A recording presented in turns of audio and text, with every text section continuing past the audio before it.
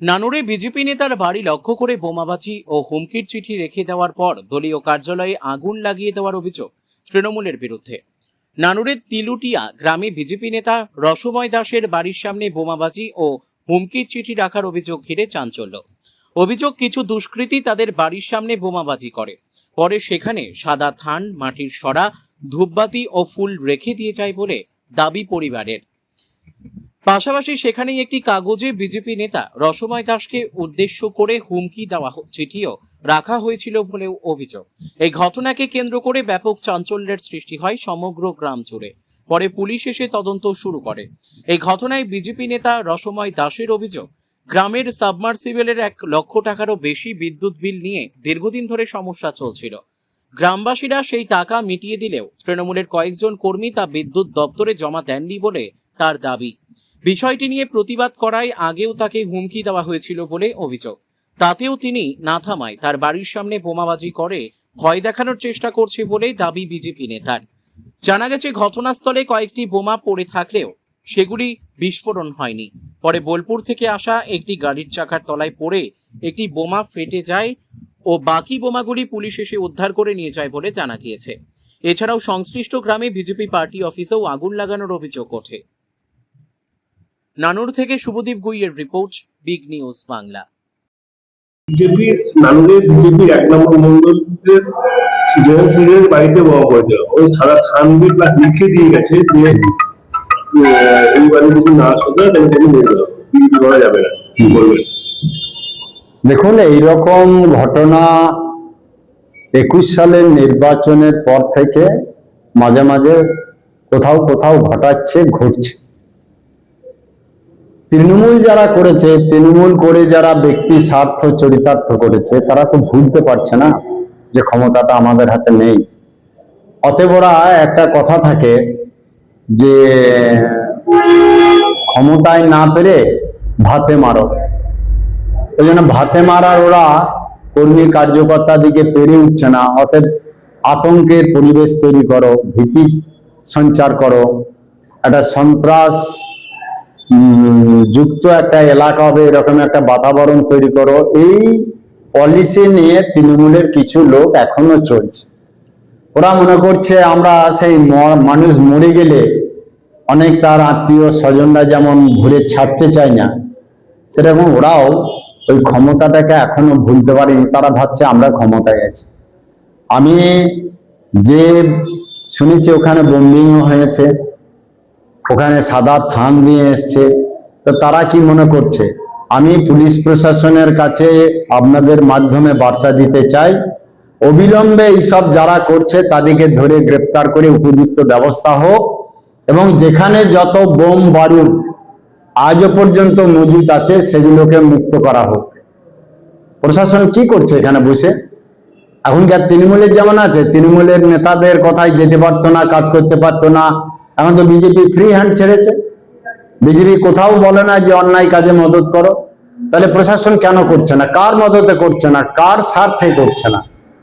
অতএব আপনাদের মাধ্যমে আমি প্রশাসনকে বার্তা দিতে চাই যে অবিলম্বে যেখানে যেখানে বোম বারুদ পিস্তল অবৈধ অস্ত্র শস্ত্র রেখেছে সেগুলোকে মুক্ত করা হোক, সেগুলোকে বের করা হোক, এবং যারা এই কাজের সঙ্গে যুক্ত তাদেরকে ধরে গ্রেপ্তার করা হোক এবং উপযুক্ত শাস্তি দেওয়া হোক। তাহলেই সব ঠিক হবে। আগেও দেখা গেছে এরকম বিজেপি কর্মী বাড়িতে সাদা থান চিঠি দেওয়া হচ্ছে, বারবার নানুরে এরকম ঘটনা হচ্ছে। কি মনে হচ্ছে কেন? নানুর হচ্ছে বীরভূম জেলার মধ্যে একটা অন্যতম জায়গা। এর কারণ হচ্ছে নানুর বিধানসভাতে তৃণমূলের কিছু অন্যতম লোকের বাস, যারা সাধারণ লোকের মতো নয়। তারা অসাধারণ, মানে পাণ্ডিত্যে অসাধারণ, জ্ঞানে অসাধারণ, গুণে অসাধারণ এরকম নয়। তারা দুষ্কর্মে অসাধারণ, বদমাইশিতে অসাধারণ, সন্ত্রাসে অসাধারণ। এইরকম কিছু তৃণমূলের নেতা ওই নানুর বিধানসভায় ছিল এবং আজও আছে। তারা ভাবছে আমরা আমাদের জমানায় যা করেছি আজকের জমানাতেও তাই আমরা করে যাব। ওরা মূর্খের স্বর্গে বাস করছে। যে ধরনের কাজ করে একটা সন্ত্রাস ভীতি সঞ্চার করতে চাইছে, এটা খুব ভুল করছে। আমরা প্রত্যেক কর্মী কার্যকর্তা সাধারণ মানুষ তৃণমূলে যারা করেছে তাদের কাছে আমরা জানান দিতে চাই যে কোনো ভয় ভীতির মাধ্যমে নয়, বোম বারুদ পিস্তলের মাধ্যমে নয়, ভালো করে ভালোবেসে সবাই সবার সঙ্গে মিশে নিজ নিজ এলাকায় শান্তিতে বসবাস করুন। নিজে নিজে যা রুজি রোজগার আছে তা করে আপনারা সংসার পরিচালনা করুন। ভারতীয় জনতা পার্টি কোন রকম ডিস্টার্ব আপনাদের করবে না, আর ভারতীয় জনতা পার্টি ছোটখাটো ব্যাপারে মাথাও লাগাবে না। অতএব এই কাজ নির্বাচনের আগে করেছে, তারপরে কি নির্বাচনে ওরা জয়ী হতে পেরেছে? হয়তো নানুরটাতে কোন রকমের জয়ী হয়েছে, তাটা একটা জয়ী হয়ে কি হবে? আমরাও তো 21 সালে 77টা সিটে জয়ী হয়েছিলাম, তা আমরা বাংলায় কি করতে পেরেছিলাম? সেরকম ওরা এখানে 11টা সিটের মধ্যে মাত্র 3 আর 2 5টা সিটে জিতেছে, আমরা এখানে 6টা সিটে জিতেছি। আমাদের এখানে সরকার, অতএব ওরা কি করবে? ওরা যখন ক্ষমতায় ছিল আমরা বিরোধী হিসেবে যা ছিলাম যেমন ছিলাম সেরকম ওরাও আজকে ক্ষমতায় নেই, আমরা যেমন ছিলাম তেমন ওরা থাকবে। এর থেকে তো নতুন কিছু হবে না। অতএব এখনো যারা মনে করছে এইসব করে আমরা পার পেয়ে যাব, আমি বলছি পার পাবে না। অতএব প্রশাসনকে, বিশেষ করে বীরভূম জেলার সম্মানীয় এসপি সাহেব, তিনি খুব দক্ষতার সঙ্গে বীরভূম জেলায় কাজ করছেন। ওনার কাছে আমি অনুরোধ রাখবো, আপনি একটু নানুর বিধানসভায় দৃষ্টি আকর্ষণ করুন এবং প্রশাসনকে সক্রিয় করে কাজগুলোকে আপনি দেখুন। এই অনুরোধ আমি জেলা সভাপতি হিসাবে ওনার কাছে রাখলাম। ঘটনা ঘটেছিল। ঘটনা বলতে আজকে গত রাত্রিতে আনুমানিক 1টা-1:30টা নাগাদ পর আমার বাড়ির দরজার সামনে কিছু বোম ব্লাস্ট হয় এবং সকালে আমি বেরিয়ে দেখি যে আমার ছোট্ট মতো একটা পার্টির অফিস করা ছিল, বিজেপি পার্টির, সেই অফিসটা পুরো পুড়িয়ে দেয়। বোমা মেরে? বোমা মেরে না, আগুন দিয়ে পুড়িয়ে দেয়। আর বোমা মেরেছে এবং বোমা মারার পরে কিছু বোম, 2-1টা বোম সাইডে কাদাতে হয়তো পড়েছিল, তাই বাস্ট হয়নি।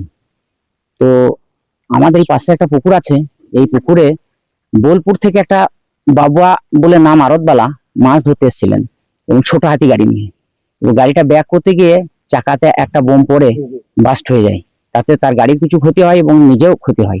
এটা আমি ওই জাল পার্টি, যারা জালের লোক এসেছিল তাদের কাছ থেকে আমি জানতে পারি। আর আমাকে আর একটা বোম আমি এখন সামনে দেখতে পাই, সেটা আমি পুলিশকে খবর দিই, ওনারা এসে নিয়ে যান।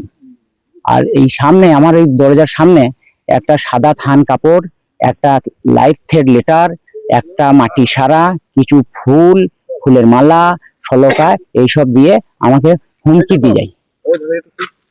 কি লেখা ছিল আপনি দেখেছেন? চিঠিতে লেখা ছিল, আমি যেটুকু দূর থেকে দেখলাম মোবাইলে তোলা, যে রসময় তোকে আর বাঁচতে দেবো না আমরা, তুই আর বেঁচে থাকতে পারবি না, তুই তোর আমরা বিচার বিবেচনা করে যেটা দেখলাম, এই তোর বউর জন্য এই পোশাকটা আমি দিয়ে গেলাম। কতটা আতঙ্কিত রয়েছে? আমি ভীষণ আতঙ্কিত আছি, কারণ এই গ্রাম 90% মুসলিম, 10% হিন্দু। এই হিন্দুদের উপরে কঠিন অত্যাচার করে এবং এর মধ্যে 5% হিন্দু তৃণমূলের সঙ্গে যুক্ত। আর শুধুমাত্র 5% হিন্দু আমরা যারা আছি, আর বিজেপি পার্টির আমলেও আমাদের উপর প্রচুর অত্যাচার হয়। আচ্ছা, আপনার কটা বোমা? আনুমানিক 3-4টা বোমাবাজি হয়েছে, আর একটা দুটো পড়েছিল, একটা সকালে একটা হয়েছে ওই চাকাতে, গাড়ি চাকায় পড়ে, আর একটা এখন পাওয়া গেছে, ওইটা পুলিশে নিয়ে গেল। কাউকে কি সন্দেহ হয়?